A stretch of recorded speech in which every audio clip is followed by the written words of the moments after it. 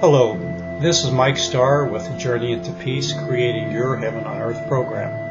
And today I'll be talking a bit about process versus outcomes.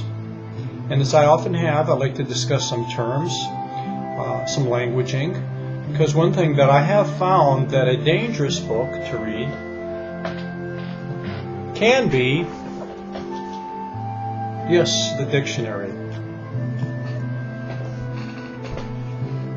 I have found that though there are words in the dictionary that many of us use, that they occasionally are not valid concepts.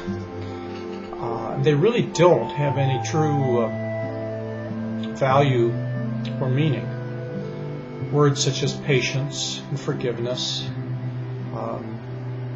I've come to believe, really are really not real things. To say that someone is patient or that I'm becoming patient, I think misses the point. If we're really not concerned about fighting what is, if we surrender to the unavoidable, the inevitable of the moment, if we're in traffic and we decide that we're going to listen to the radio and be okay with that, if we have a deadline to meet and realize we can't meet it, we come up with a plan B. So that's a bit perhaps for a later time or in my book. And the same thing goes with forgiveness. I'm not sure how we ever get past some hurtful experience with another where there was animosity and feeling of betrayal. I'm not sure we get past that unless we have a sense of understanding, a sense of empathy, and a sense of compassion. Certainly we can set boundaries with consequences and choose not to interact with that person or limit our interactions. But I think once we understand, have empathy and compassion, those feelings of animosity, of anger, upsetment, of disappointment, betrayal, they evaporate. They evaporate like vapors in the wind. And so perhaps for another time I can elaborate, or if you're interested, there is a book coming out next year where I actually challenge some of these concepts as not really valid. But some valid concepts, in my opinion anyhow, is the concept of more or less. It's a word I've coined. It's what this program is about. More good, less bad. More happiness, less suffering. Why? Well, I'm convicted that suffering leads to bad decision making, it leads to health problems, leads to problems between people. And it certainly reduces the quality of life and the joy and the meaning of life to a great degree. Happiness, harmony, joy, good, they promote good health. They promote better relationships. They help us be better nurturers and mentors and coaches for our children, for our co-workers, for our spouses, for our family, for our neighbors, bringing more harmony. I am convicted that laughter is better than crying, that smiling is better than sighing. And so most people may feel that way also, but I know I do. So more or less, the program of the Journey into Peace is about finding ways to create a little more good and a little less bad in our lives every day, every week, every month, every year. I once knew a young man a long time ago who started out on a trip and he took one paddle stroke at a time. And so be it with our journey into peace. Let's take a little simple, tiny efforts of progress. Savor them, celebrate them, be happy about them. But please, please be committed to them. Make your mantra, which I review with my activator, make your mantra part of your daily philosophy of reminders of what you're all about, what defines you, what you're attempting to achieve. Yes, there was a young man who canoed 1,800 miles, actually 1,850 some odd miles. I frankly have a little article. You may have seen it in the background on some of my videos. Way back in 1972, perhaps before many of you were born, is I did canoe with a friend from Pittsburgh, Pennsylvania to New Orleans, 1,800 miles in 54 days, one paddle stroke at a time. And there was a destination. Unlike the journey into peace, we will continue on. I encourage you to continue on, one paddle stroke, one step at a time.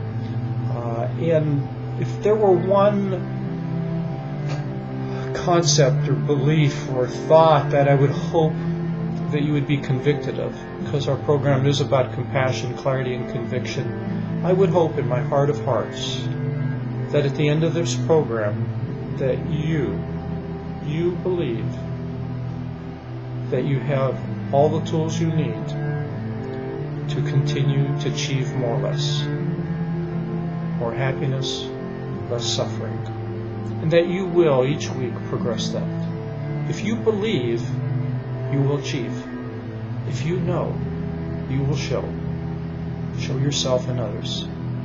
So if there was one thing out of this program, I hope that I could convey or nurture or assist is that belief, that growing self-efficacy in our ability to bring ever greater happiness and reduce the suffering.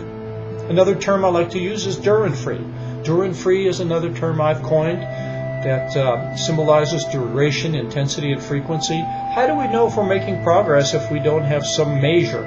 I realize progress with serenity and peace and happiness is rather subjective, but I think we can have a sense about it and say, hey, is the duration of the good increasing? Is the intensity getting higher? Is the frequency more frequent? Likewise with my suffering, with my angst, with my upsetness, with my anger, with my frustrations.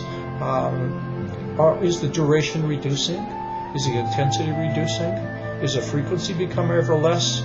So let us strive for more or less and measure it with Duran-free as a means of progressing our journey into peace. Another term that I've alluded to a bit is called carelessness. And it's about a very, very valuable talent that we can have and grow within ourselves, and that's our ability to listen from our hearts, to listen to others. I call it carelessness, to listen with caring, not just for information, not just for understanding, not for just understanding the words, but understanding the feelings. So when we listen to another, we're listening to the words, doing our best to understand what are the issues that concern them, but also being observant and noticing their feelings, their upset, their anger, their unsettled feelings, their insecurities, their need for comfort or reassurance. So being a care listener is a very, very powerful way of promoting harmony with others, and having that mindset, being mindful in the moment of now, saying my role is to be a care listener. It's not necessarily to be right or self-righteous or prove a point, but more importantly is to acknowledge others. Because doesn't everybody, or don't most people, I think, at least that I know, want to be loved and cared for and acknowledged? And for someone to say, yes, I hear what you're saying, I hear you. We so want to be heard. We may not always be logical or rational, but we want to be heard. And if we can show others we hear them and acknowledge them for their message, not agreeing with it, not fighting it, just reflecting it back to show them that I get you, I get what you're saying, I get your feelings, I feel for you, I have compassion for your situation and an understanding for it. That is such a great, great gift that we could give to others and give to ourselves. Compassion does lead to a calm mind. It does lead to calmness. It does assist in harmony. And lastly, a term that we've talked about a lot, or at least a concept that many of you have asked me to elaborate on, is setting boundaries. Is that with compassion we can understand that people can't help being who they are. And we don't fight it. We let it kind of just pass through us. But sometimes those behaviors are unavoidably toxic to us or hurtful to us, or just they are painful. So if someone's in our face yelling, or someone's being very accusatory, or it's understandable that is not something we want to be around. So once again, I want to talk a little bit shortly about a method of setting boundaries. First and foremost, it's important not to attack the person and say, you are a bad person, you are a mean person. It's better to talk about their behavior. So we might say something, for example, when you are not following through with the list of things I've asked you to do this week, that's their behavior, not following through with the actions that were asked. Next we go to the feeling. It makes me feel like you don't think I'm important. So the feeling makes me feel inadequate or unimportant. Makes me feel like I'm not valued. And then the last part is the consequences. And so in the future, I will not be giving you as many things on the list. And if you are not able to, don't get the things on the list, I'm going to let you know that was very hurtful to me. And that may be all the consequences there are. Of course, with most people that I see, the relationships, particularly with spouses and children and family members, there's often anger and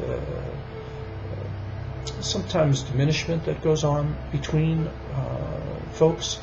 And so those situations are a little bit more poignant, but the still process works. The behavior, how it makes me feel, and what I'm going to do about it. I would ask you, if you're going to communicate boundaries with consequences, do it proactively. Don't wait till you're in the battle, in the heat of battle, and having an upsetment, an argument. I sometimes used to call them discussions. Don't wait till you're in a discussion to talk about boundaries with consequences. Be proactive. Talk about it ahead of time. Think it through.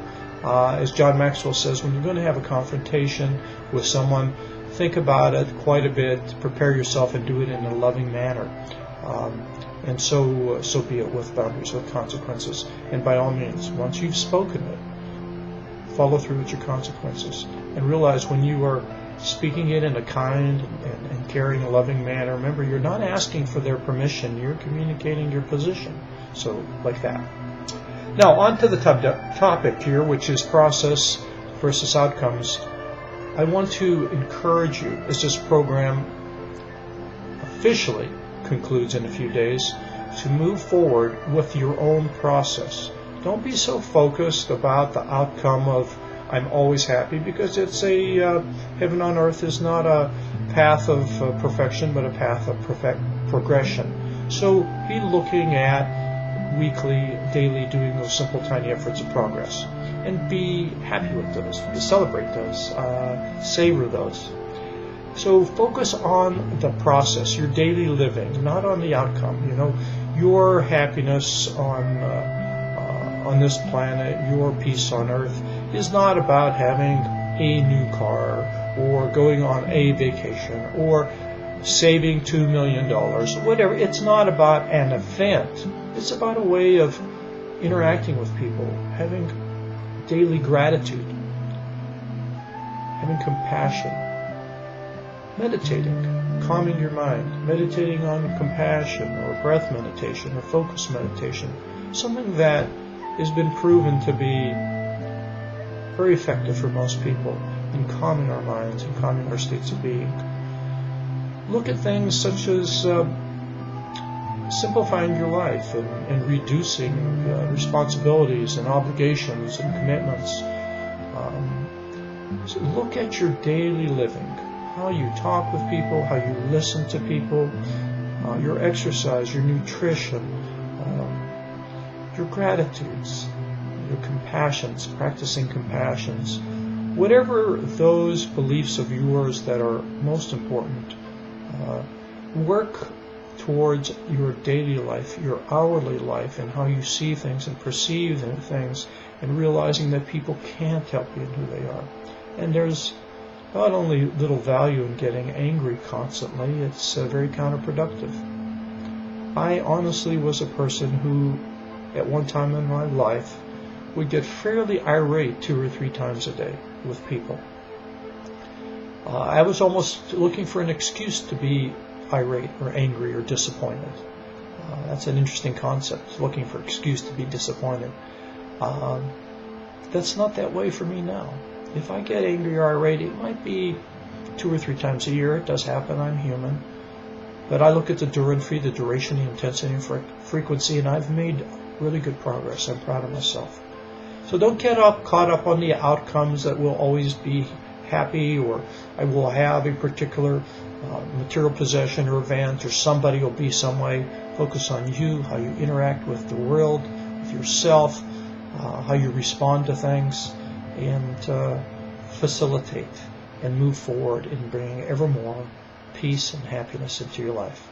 So, my friends, I wish you well with your journey into peace, creating your heaven on earth, which once again is not a place, but a process, a way of being, seeing, noticing, and being in harmony with what is. Sat Nam, my friends.